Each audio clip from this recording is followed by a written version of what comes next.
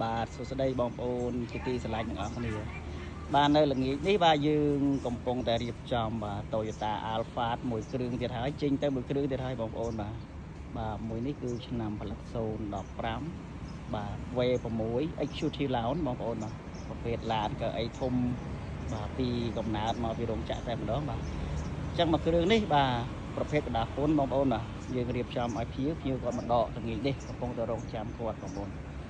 បាទឡាននេះស្អាតណាស់យើងរៀបចំខាងក្នុងនេះឲ្យគាត់ឡើងមកភ្លឹងតែម្ដងបងប្អូនបាទទាំងក្នុងទាំងក្រៅគឺអត់ទាស់ទេបងប្អូនបាទចឹងត្រូវថ្លៃហើយបាទ V6 បងប្អូនបាទ Executive Lounge ពណ៌ខ្មៅបាទរលើបរលោងអត់កន្លែងទាស់ចឹងរស់រានឡើងបងប្អូនដែលចង់បានឡានទំនើបបាទ Luxury Car នៅទីនេះគឺយើងលក់តែឡានទំនើបបាទថ្មីបាទយើងរៀបចំដាក់អេក្រង់ធំជូនគាត់តែម្ដងបងប្អូនបាទកៅអីពណ៌ខ្មៅកៅអីបាទម៉ាស្សាកៅអីកម្ដៅអីហ្នឹងគឺអស់ទោះហើយបាទសម្រាប់មួយគ្រឿងនេះបាទ Toyota Alphard ចឹងបន្តិចទៀតភៀវគាត់នឹងមកដកហើយបងប្អូនបាទគាត់មកដកម្សិលមិញយើងដក Mercedes បាទថ្ងៃនេះយើងដក Alphard បាទចឹងបងប្អូនដែលចង់បានឡានទំនើបបាទ Mercedes Alphard Kia Carnival បាទ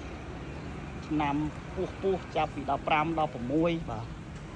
យើងនៅក្នុងស្តុកគឺយើងមានច្រើនបាទចឹងរស់រានឡើងបងប្អូនដែលចង់បានបាទយើងក៏មាន BMW មាន Porsche បាទនេះនៅជាប់គ្នានេះបងប្អូនបាទចឹងបងប្អូនដែលមានលទ្ធភាពបាទអាចមើលលេងជាមួយខ្ញុំបាទលេងសិនទៅបងប្អូនបាទអញ្ចឹងមួយនោះដកហើយដកល្ងាចនេះបាទនៅខាងនេះក៏យើងនៅប្រភេទឡានកូរ៉េ Kia Carnival 022 021ប្រើសាំងប្រើម៉ាស៊ូតបាទចឹងបងប្អូនដែលចង់បានបាទឡានថ្មីណាបងប្អូនថ្មីមែនតើបាទតែប្រភេទឡាន option កប់ពូលពេញបាទចំពោះ Carnival នេះគឺមានកាមេរ៉ា360បាទ blind spot អីមានទាំងអស់បាទចាប់ប្រឡងផ្លូវអីពេលដែលចិត្តដល់វាចាប់ប្រាំងអូតូអីចឹងណាបងប្អូនបាទអស់ហើយបាទហើយយ៉ាស់ក៏យើងមានបាទ Grand Starrex ឆ្នាំ020ក៏យើងមាន19ក៏យើងមានបាទចឹងមានអស់ហើយបងប្អូនអត់ខ្វះទេអូខេចឹងសម្រាប់បងប្អូនដែលចង់បានឡានទំនើប Luxury Car